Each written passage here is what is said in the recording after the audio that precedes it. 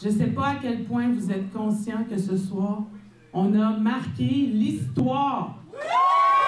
Catherine Champagne-Jourdain est la toute première femme autochtone élue à l'Assemblée nationale du Québec.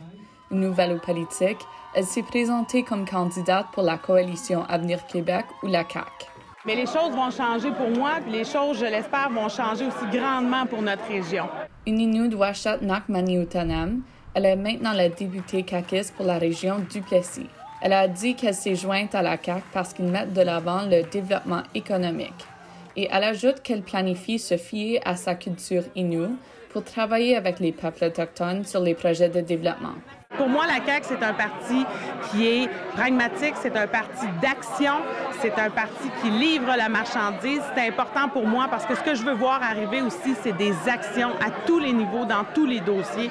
C'est pour ça que j'ai décidé d'y aller avec la CAQ. Mais le gouvernement Legault a eu quelques controverses avec les Autochtones, telles que le refus de reconnaître l'existence du racisme systémique, le passage du projet de loi 96 et son combat juridique contre la loi de la protection de l'enfance autochtone. Pour moi, ce qui est important pour voir les choses changer, ce sont les actions.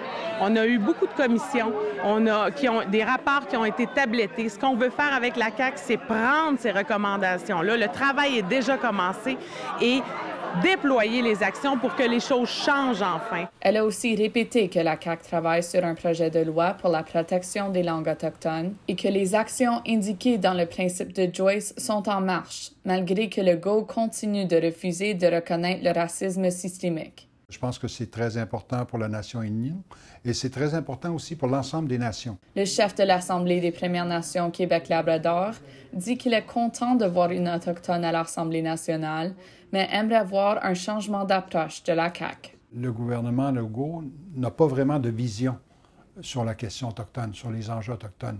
Donc, pour moi, lorsque je regarde autour de moi, à l'extérieur du Québec, et ce que je constate qu'il y a beaucoup d'avancées, beaucoup de progrès sur les enjeux autochtones, sur tout ce qui est fondamental. Je ne vois pas pourquoi le gouvernement Legault choisirait de rester à l'écart de tout ça. On a une belle victoire ce soir. Champagne-Jourdain succède à la députée péquiste Lorraine Richard. La CAQ a gagné 90 des sièges à l'Assemblée nationale, ou 70 %, avec 41 % du vote.